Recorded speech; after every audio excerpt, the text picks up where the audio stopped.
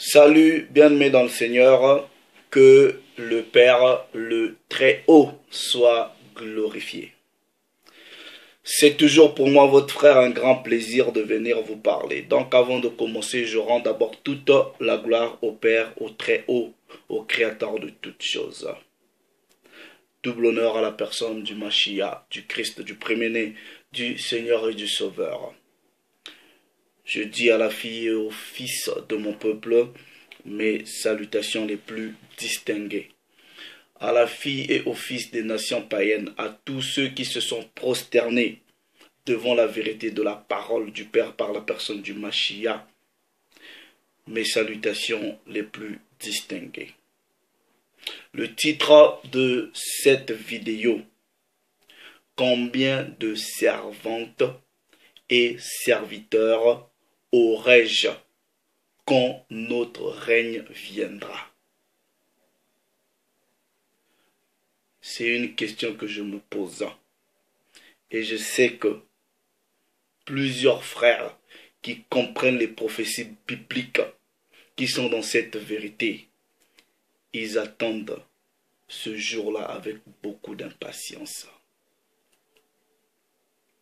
Cette vidéo est pour ceux qui aiment la vérité de la parole. J'ai des mouchoirs que je mets à côté, ok, pour donner à tous ceux qui viendront pour pleurer sur ma vidéo. Ok, j'ai des mouchoirs pour vous, rassurez-vous, j'en ai acheté. Ok, j'ai aussi une bouteille d'eau pour vous donner, parce que je ne veux pas que vous vous évanouissiez là, pour calmer vos nerfs. Donc je suis prêt. Combien de servantes et de serviteurs aurai-je quand notre reine viendra? Combien? Ce que je vais lire dans la parole, je ne l'ai pas inventé. C'est là-bas, dans la parole. Ne viens pas pleurer sur moi, malgré que j'ai des mouchoirs pour toi. Ne viens pas me haïr. Si tu veux, va haïr ce qui est écrit là-bas.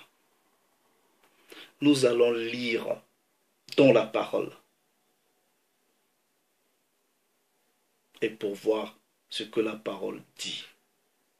Vous connaîtrez la vérité et la vérité fera de vous des hommes libres. Vous comprendrez que dans vos histoires de religion, c'est un faux modèle qu'on vous prêche, qu'on vous a inculqué, on vous a programmé. Ces gens-là qui vous ont programmé ce modèle-là, soi-disant chrétien, savent la vérité. Ils connaissent leur sort.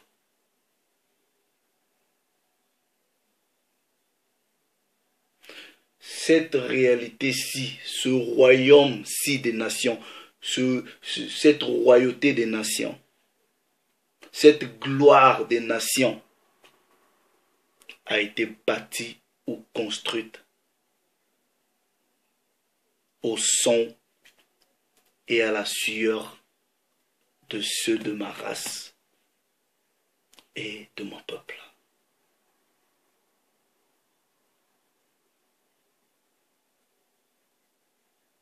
Et on ne s'est jamais plaint. On a fait ça. Mais on a pris notre mal en patience. Parce que le Créateur qui nous avait choisis, il a fait la promesse qu'il va toujours nous racheter. Et qui va nous remettre la gloire que nous avions avant la déchéance.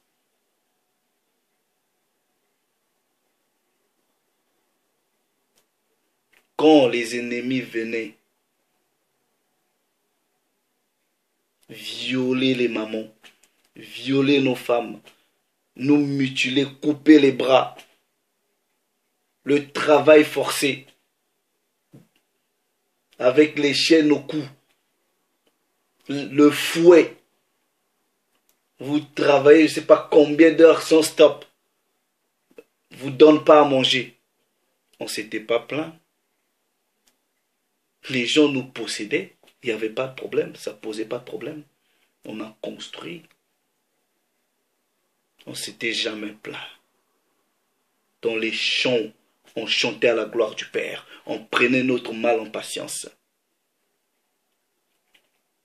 Combien des parents sont morts en construisant les underground, les métros, tout ça là. Combien sont morts? Combien? On a pris notre mal en patience. On a construit le royaume des nations. Et ils vivent dans la gloire.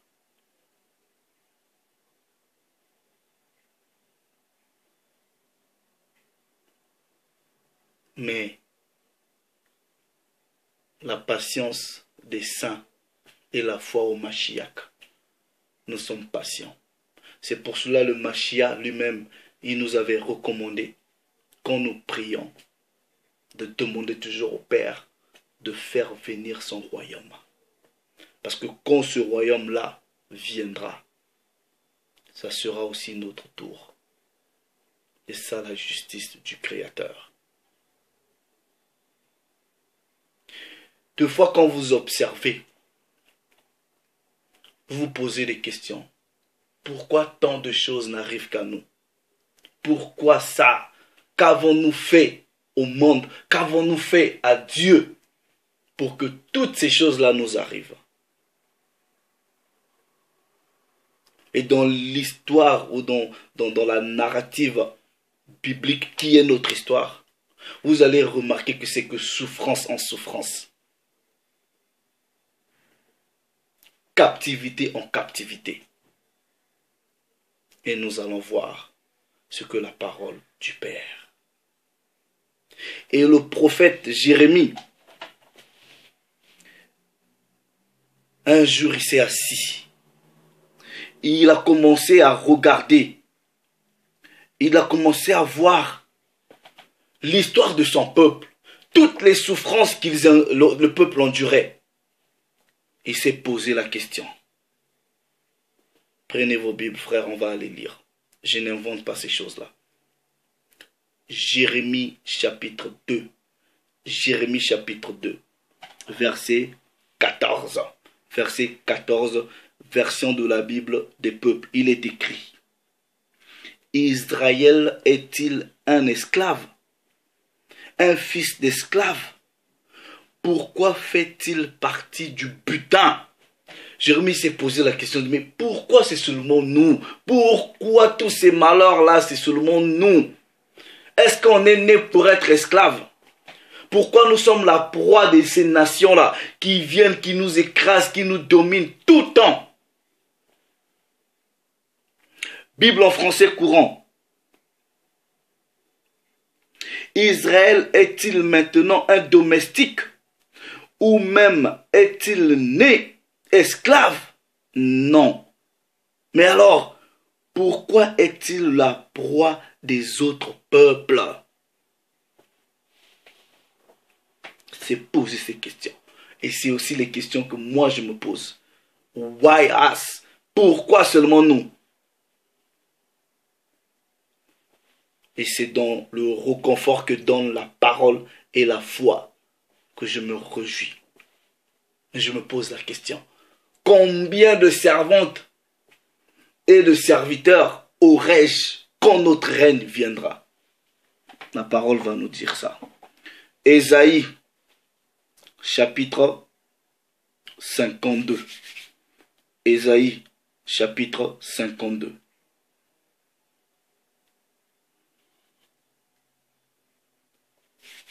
Verset 1 à 4. Réveille-toi, réveille-toi, revêt ta parure, Sion. Revêt tes habits de fête, Jérusalem, ville sainte. Car il n'entrera plus chez toi ni incirconcis, ni impur. Secoue ta poussière, lève-toi, mets-toi sur ton séant, Jérusalem. détache les liens de ton cou. Esclavage mental, spirituel, physique, le joug qu'on nous a mis. Captive fille de Sion. Car ainsi parle l'Éternel. C'est gratuitement que vous avez été vendus. Et ce n'est pas à prix d'argent que vous serez rachetés. Est-ce que vous comprenez? Ce n'est pas à prix d'argent qu'on va être racheté. Mais c'est par le Mashiach que nous serons rachetés. Et nous rentrerons dans la gloire. Car ainsi parle le Seigneur, l'Éternel. Jadis dans le passé, mon peuple descendu en Égypte. Quand on est parti en Égypte, on servait. Il n'y avait pas de problème. Pour y séjourner. Quand on est sorti de l'Égypte, c'est les Assyriens qui sont venus. Boum, esclavage. L'Assyrien l'opprima sans cause. Sans cause.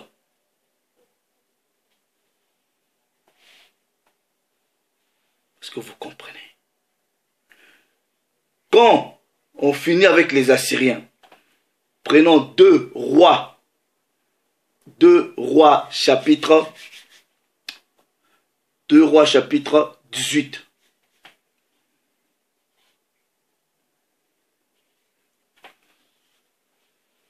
Le roi d'Assyrie emmena Israël captif en Assyrie et il les établit à Chalash et sur le Chabor, fleuve de Gozan et dans les villes de Médès.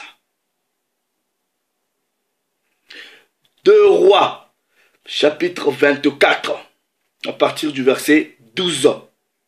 Alors Joachim, roi de Juda, se rendit auprès du roi de Babylone. Donc quand les Assyriens sont finis, les Babyloniens sont venus, captivité encore.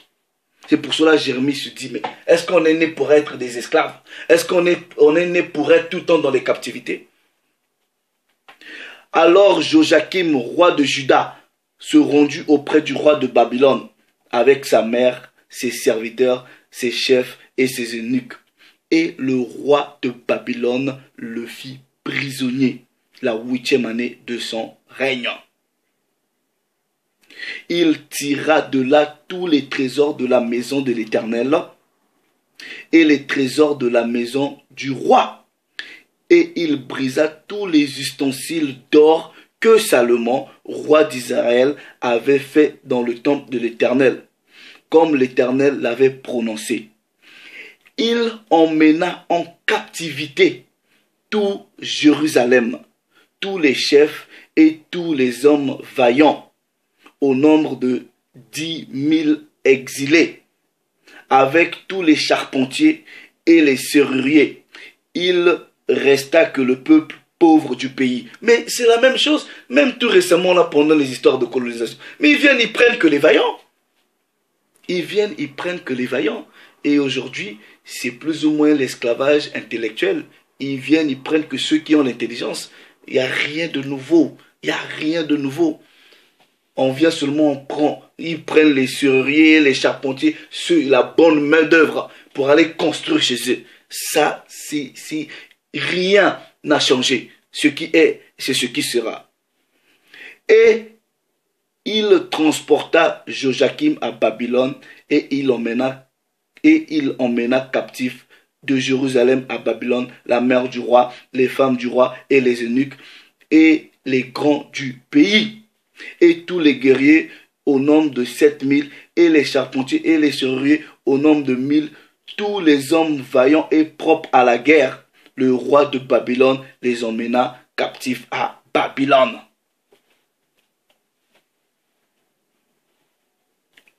Joël, chapitre 3. Joël, chapitre 3, verset 6. Okay, il est écrit,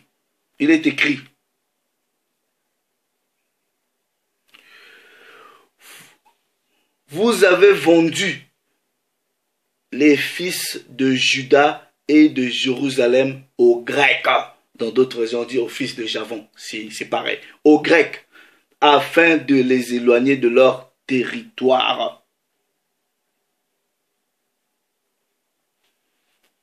Captivité gréco-romaine arrive. Nous partons. Et on va même prendre un peu la captivité romaine, gréco-romaine, dans le premier livre de Maccabée. Premier livre de Maccabée, au chapitre 3, je lis à partir du verset 38. Il est écrit: Lysias choisit Ptolémée, fils de Dorinème, Nicanor et Gorgias, personnages puissants parmi les amis du roi. Il envoya avec eux 40 000 hommes et 7 000 cavaliers pour aller au pays de Juda et le dévaster selon l'ordre du roi. Partis avec toute leur armée, ils arrivèrent près de Maüs et ils établirent leur cantonnement dans la plaine. Les marchands de la région la prirent par la renommée. Version Tob, ils se munirent d'or et d'argent en grande quantité, ainsi que d'entraves, et ils vinrent au camp pour emmener les fils d'Israël comme esclaves. La parole est claire. Quand vous étudiez bien les différentes captivités là, voilà, la parole est claire.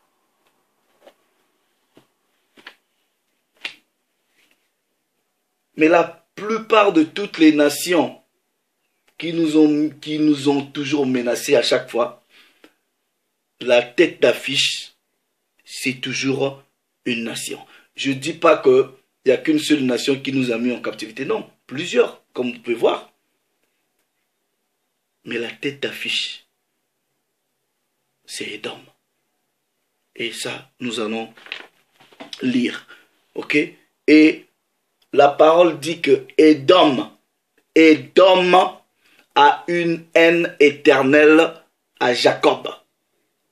Édom a une haine éternelle à Jacob. Ils ne vont jamais vous aimer. Ils ne vont jamais vous aimer. Ici, là, je ne peux pas vous dire, je ne suis pas en train de dire. Je vous donne un exemple. Il y en a qui vont dire, oh, moi j'ai un ami blanc, on est bien. On n'est pas en train de parler d'individualité. Quand on parle d'hommes, on parle en termes de nation. On ne parle pas des individus one by one. Non, c'est des nations. Quand on parle d'hommes, on ne vous parle pas d'une personne. C'est une nation. Vous pensez qu'on dit par exemple, Édom vous a mis en esclavage ou quoi que ce soit. Ben, c'est une nation. Vous comprenez. Donc, c'est pas que vous pouvez être bien avec un homme blanc, avec un homme chinois, il n'y a pas de problème. Mais c'est la nation. Regardez, la parole dit que Édom a une haine éternelle, c'est-à-dire perpétuelle. Les Édomites, étant que nation, ne vous aimeront jamais. C'est ce que la parole va dire. C'est pas moi qui écris ces choses-là. Si vous commencez à pleurer, je vous donne le tissu, ok? And a little bit of water. Nous partons dans la parole dans Ézéchiel chapitre 35, ok? J'invente pas ces choses-là, c'est écrit, ok? Ézéchiel chapitre 35, ok? Nous lisons le verset 1, il est écrit: La parole de l'Éternel me fut adressée en ces mots: Fils de l'homme, tourne ta face vers la montagne de Séhir et prophétise contre elle. La montagne de Séhir, c'est où? C'est là où Édom résidait. Vous voulez un précepte, vous lisez Genèse chapitre 36, verset 9. C'est là-bas qu'Édom habite. Ok? Donc le patriarche On lui donne des instructions. On dit prophétise contre Édom. Pourquoi on lui demandait de prophétiser?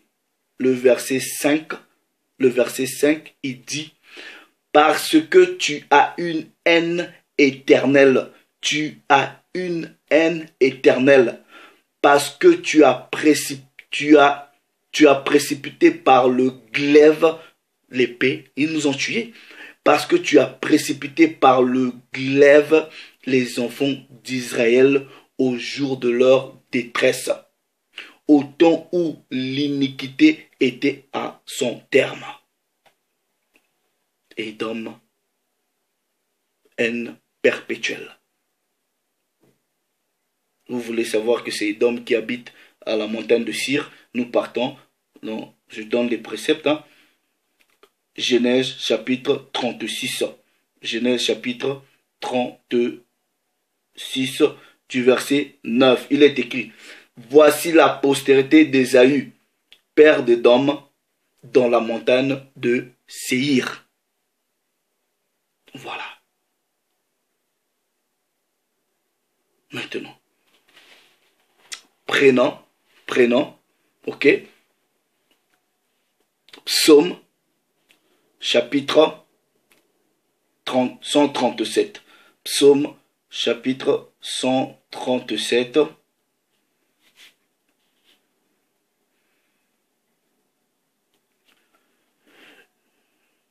Du verset, Psaume, chapitre 137.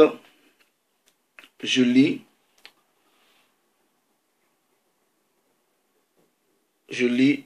à partir du verset 1. Il est écrit, sur les bords des fleuves de Babylone, nous étions assis et nous pleurions en nous souvenant de Sion.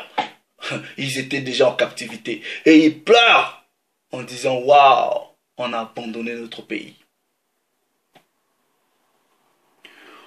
Au sol de la contrée, nous avions suspendu nos harpes. Là, nos vainqueurs nous demandent des chants. Ceux qui vous mettent en captivité, allez chanter. Et nos oppresseurs de la joie, ils disent, chantez pour nous. Parce que vous voyez là, vous les noirs là, vous connaissez la musique, faites du jazz, faites de la rumba, chantez pour nous. Ils sont là, vous chantiez pour eux, ils étaient là en train d'enjoy, ils dansaient avec leurs femmes, c'est vous qui faisiez de la musique. Eux ils dansaient, mais la parole dit,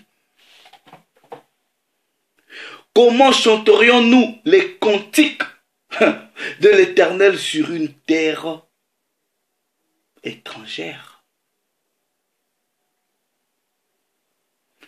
Si je t'oublie, Jérusalem, que ma main t'oublie, que ma main m'oublie, que ma langue s'attache à mon palais, si je ne me souviens pas de toi, si je ne fais de Jérusalem le principal sujet de ma joie.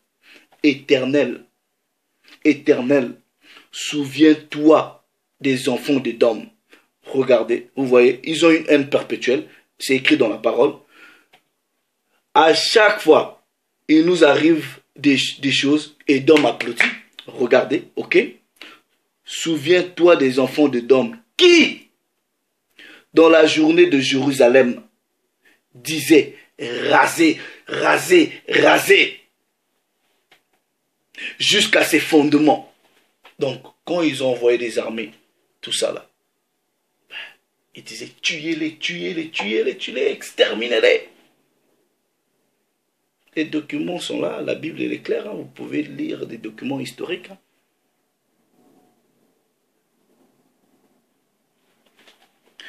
Fille de Babylone, la dévastée. Maintenant la parole dit, la fille de Babylone là c'est la fille d'Édom. La parole dit quoi? Heureux qui te rendra la pareille. À Édom, heureux celui qui va te rendre la même chose. Le mal que tu nous as fait. Heureux qui saisit tes enfants et les écrase sur le roc. C'est ce qu'ils nous ont fait. Hein? On a pris le mal en patience. C'est pas Allegra qui écrit ces choses-là. Vous êtes en train de lire avec moi. Je sais qu'il y en a qui commencent un peu à pleurer. Il y a le tissu qui est là, le mouchoir. Ok? Mais nous continuons la lecture.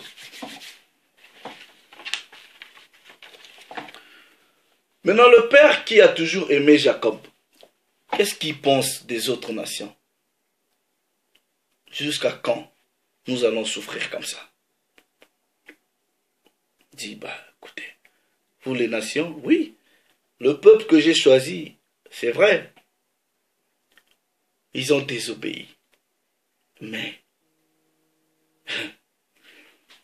vous avez exagéré.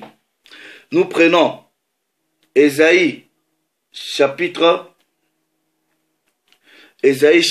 34. Ésaïe chapitre 34. Ésaïe chapitre 34.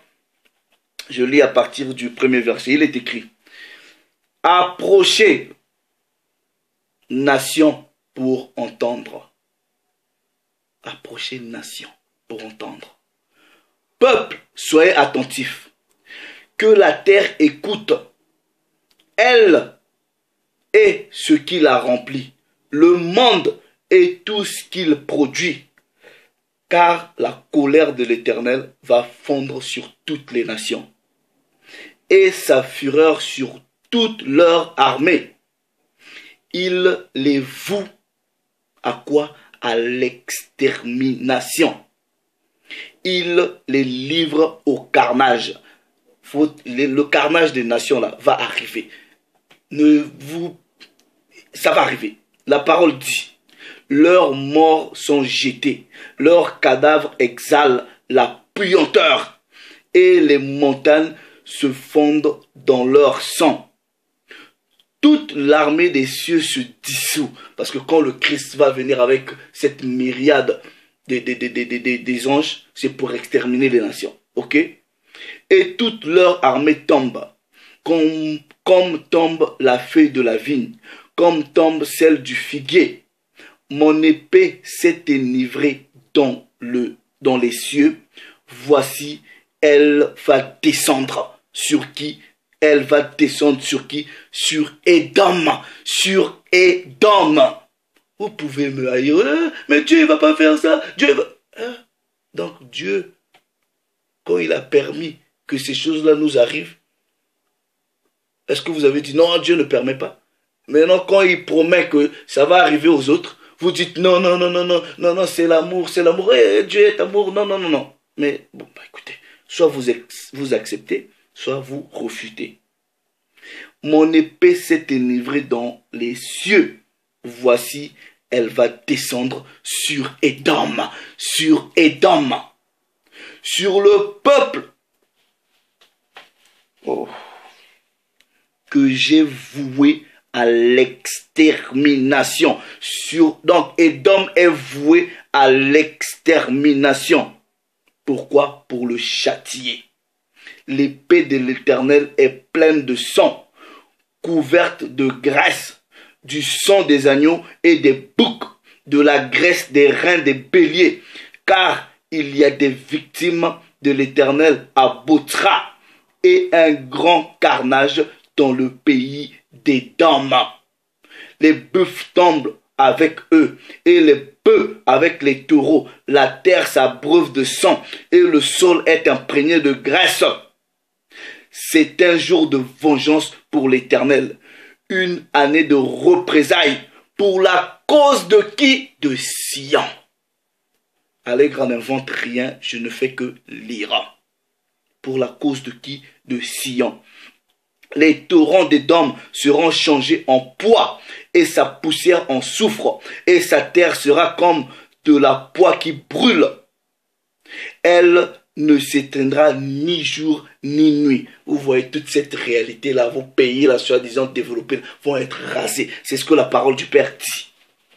Elle ne s'éteindra ni jour ni nuit. La fumée s'en élèvera éternellement. D'âge en âge, elle sera désolée. D'âge en âge, Édom sera désolé à tout jamais. Personne n'y passera. Point.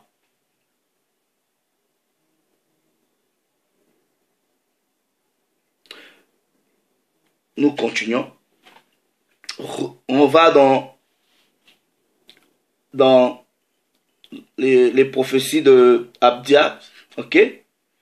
Ça, c'est encore un livre que beaucoup n'aiment pas, surtout les Édomites, ok?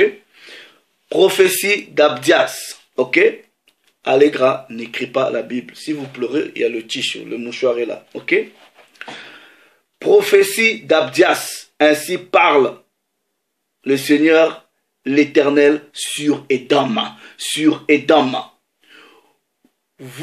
Nous avons appris une nouvelle de la part de l'Éternel, et un messager a été envoyé parmi les nations. Levez-vous, marchons contre Édom pour lui faire la guerre. Vous voyez ces histoires-là, les Arabes, la guerre, Iran, tout ça là. C'est le Créateur lui-même qui va permettre, okay, qu'entre eux, ils sont traitus. Ceux qui ont la lecture spirituelle et prophétique vont comprendre ces choses-là. Ok? A envoyé parmi les nations, levez-vous, marchons contre Édom pour lui faire la guerre. Vous voyez, nous on n'a pas les armes. Comment est-ce que nous on va combattre Édom? Avec quelles armes? Non? Entre eux qui ont les armes, ils vont se faire la guerre, ils vont se dévaster. Nous, on n'a pas les armes. Voilà. Voici, je prendrai petit parmi les nations. Je te rendrai plutôt petit parmi les nations. Tu seras l'objet du grand mépris. L'orgueil de ton cœur t'a égaré. Vous allez remarquer que les descriptifs d'Édom ici sont les descriptifs de Satan. Ok, dans Ésaïe chapitre 14 aussi, ok. Regardez, l'orgueil, oui, il se dit, je suis là, personne ne peut me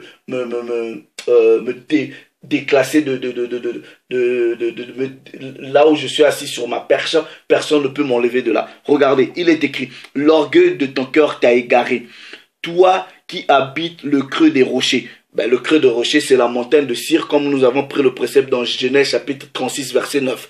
Ok, les caveman, ok, ils habitaient dans les caves, ok, bref, l'orgueil de ton cœur t'a égaré, toi qui habites le creux des rochers, qui s'assied sur les hauteurs, montagnes de Cire, et qui dit en toi-même, qui me précipitera sur la terre. Bon, vous voyez ici là, Édom aime les gratte-ciel, hein? Ils aiment les hauteurs, ok, ils se disent, bah voilà, je suis là, je suis bien, qui peut me dépasser? Bref, quand tu placerais ton nid aussi haut que celui de l'aigle, l'aigle aussi c'est le symbole d'Édom, ok? Donc quand la parole donne ces indications-là, c'est bien. Quand tu le placerais parmi les étoiles, je t'en précipiterai, dit l'Éternel. Si des voleurs, des pillards viennent de nuit chez toi, comme te voilà dévasté. Mais enlèvent-ils plus qu'ils ne peuvent? Ni des vendangeurs viennent chez toi. Ne laissent-ils rien à grappiller? Ah, comme Ésaü est fouillé, comme ses trésors sont découverts. Tous tes alliés t'ont chassé jusqu'à la frontière. Tes amis t'ont joué, t'ont dominé. Ceux qui mangeaient ton pain t'ont dressé des pièges. Ils vont s'entretuer entre eux. Et tu n'as pas su t'en apercevoir. N'est-ce pas en ce jour, dit l'Éternel, que je ferai disparaître d'Édom les sages et de la montagne d'Ésaü l'intelligence. Tes guerriers hautement seront dans l'épouvante, car tous ceux de la montagne d'Ésaü périront dans le carnage. Pourquoi? À cause de ta violence contre ton frère Jacob. Tu seras couvert de honte et tu seras exterminé pour toujours. Édom est le peuple que le Père a voué à l'extermination, comme nous l'avons vu dans l'Écriture. Ce n'est pas moi qui a inventé ces choses-là. Verset 11, ok? À cause de ta violence contre nous. Le jour où tu te tenais en face de lui, le jour où des étrangers emmenaient son armée captive, où des étrangers entraient dans ses portes et jetaient le sort sur Jérusalem, toi tu étais comme l'un d'eux. Il faisait partie. C'est pour cela, quand nous avons lu dans le psaume là, Édom disait rasez, rasez, rasez, rasez. C'est la parole. That's not me. C'est pas moi qui écris ces choses-là. Ok? Ne repaie pas ta vue du jour de ton frère, du jour de son malheur. Ne te réjouis pas sur les enfants de Juda au jour de leur ruine. Et n'ouvre pas ta grande bouche au jour de la détresse. N'entre pas dans les portes de mon peuple au jour de sa ruine.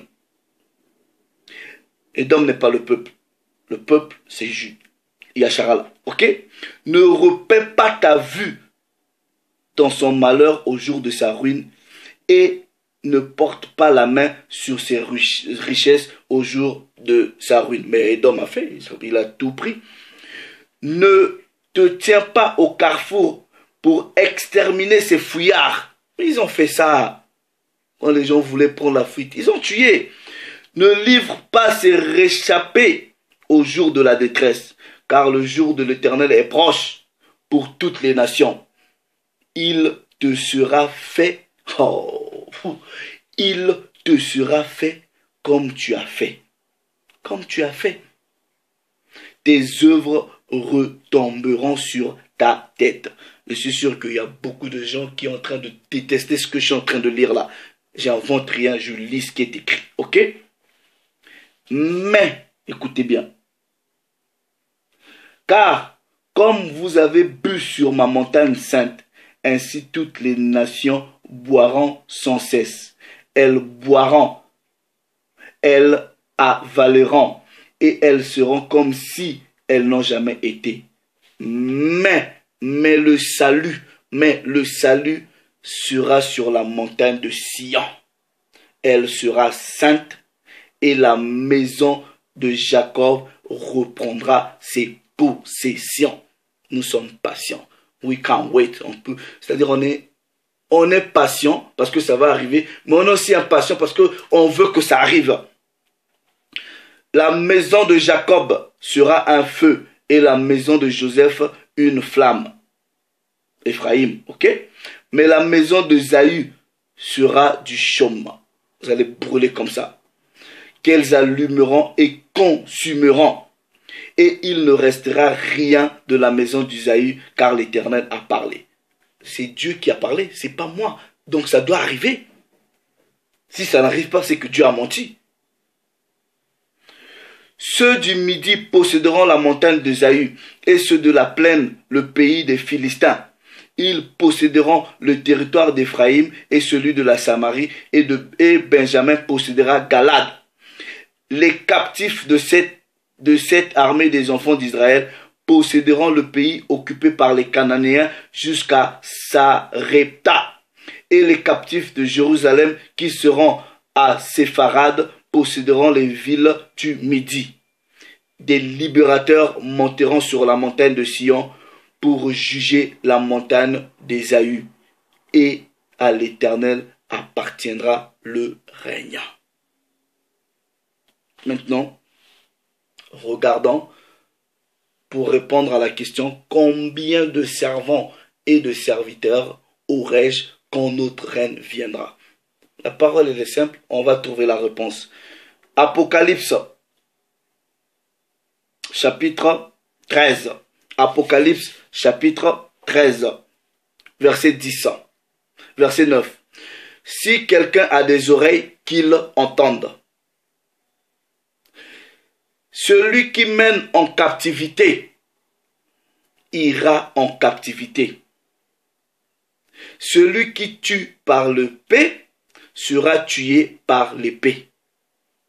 Là, on est dans le dernier livre de la Bible, mais on vous parle des prophéties. Celui qui mène en captivité. Donc, ça veut dire quoi? Et Édom, et les Assyriens, et tout, et même s'il y a eu dans l'histoire des Israélites qui ont mis d'autres peuples en captivité, ils iront en captivité. Celui qui mène en captivité ira en captivité. Celui qui tue par l'épée sera tué par l'épée. Maintenant, regardez, la parole dit, c'est ici la persévérance et la foi des saints. la persévérance et la foi des saints. Qui font quoi? Qui attendent. Nous persévérons dans la prière, nous prions, nous maudissons ce royaume-ci pour que le Père fasse venir le royaume, pour que nous régnons. Et nous persévérons. Qui sont les saints? Qui ont la foi? Les saints, c'est Israélites. C'est Israël, ok? C'est aussi simple. Deutéronome, chapitre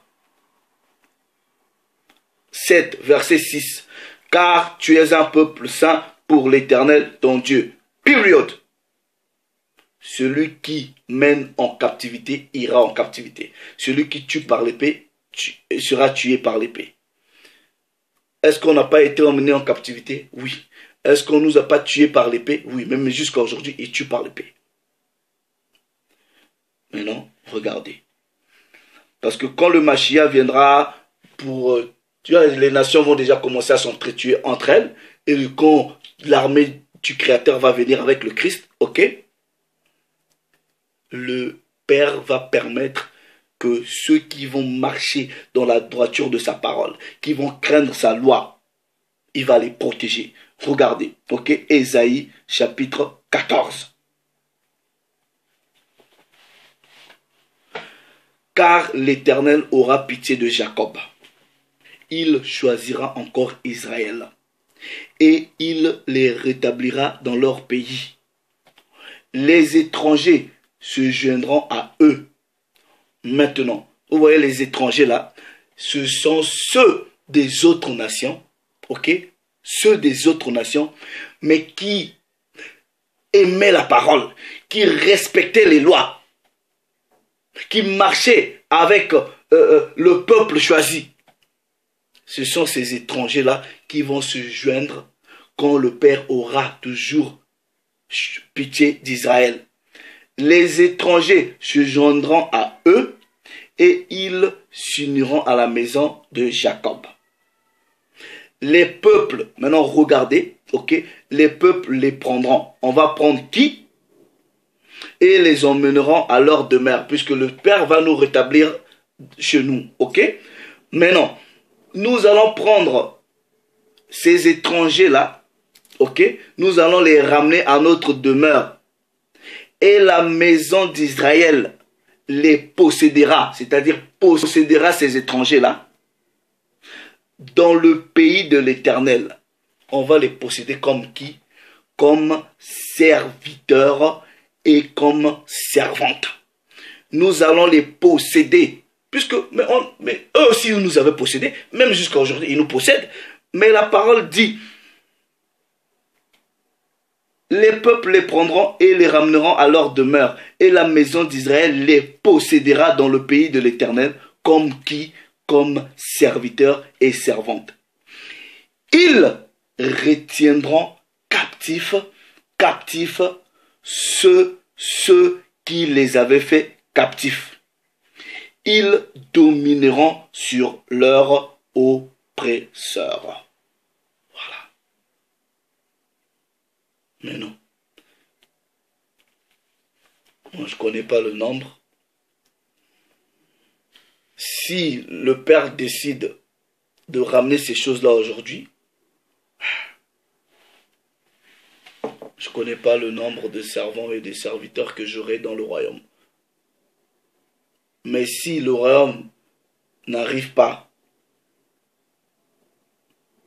jusqu'à ce que je quitte cette réalité, bon, au moins mes enfants peuvent hériter de ça, ok? Les gens qui seront là, eux ils étaient là, ils étaient bien habillés, ils montaient sur les chevaux, ils disaient: ah, toi là, travaille bien, voilà, je sens que tu... Non. Ou des fois, bon, s'ils sont gentils, ils disent ça, s'ils sont pas gentils, ils viennent, un fouet, bien. Où ils étaient là, ils disaient: allez, faites la musique, nous on écoute, on danse, tout ça, vous faites la musique.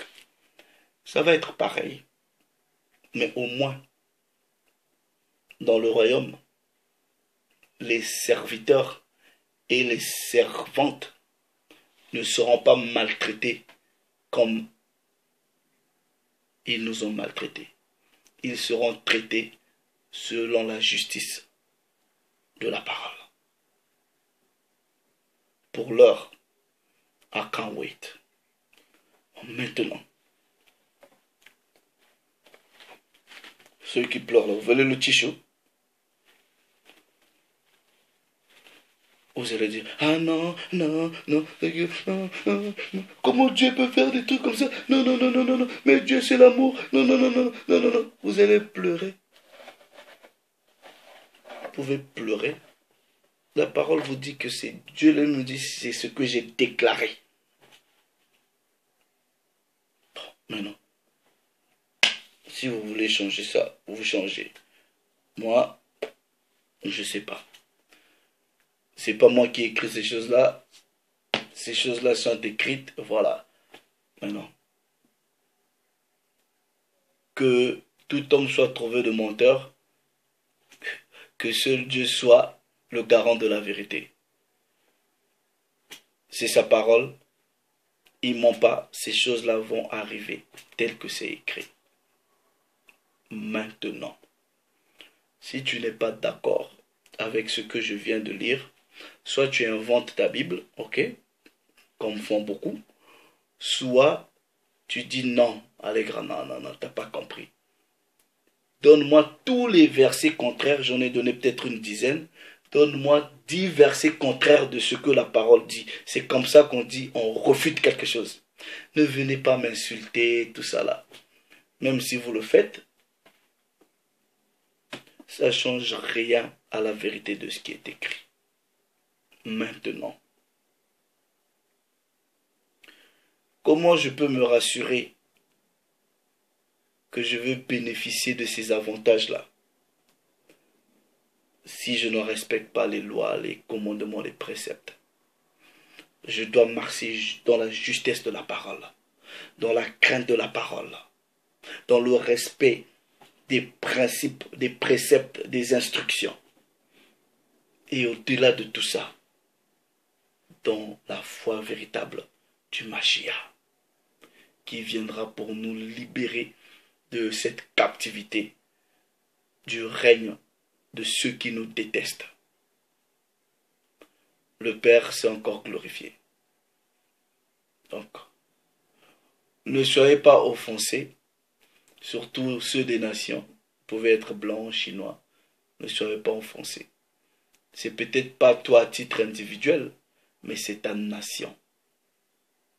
Nous allons lire dans les Écritures. Allegra n'a pas inventé, c'est là-bas. Bon, vous avez le droit d'accepter ou pas.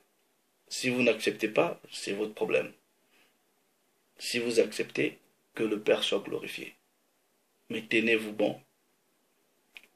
Nation choisie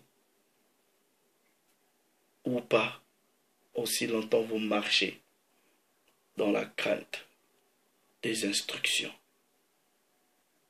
Vous respectez le Père. Vous respectez ses paroles. Vous avez une foi sur le Mashiach. Toutes ces choses-là vous seront données par-dessus tout. Pour l'heure, je rends d'abord toute la gloire au Père. Père, que ton nom soit glorifié, que ton règne vienne. Je maudis ce règne des âmes, je maudis le règne des nations.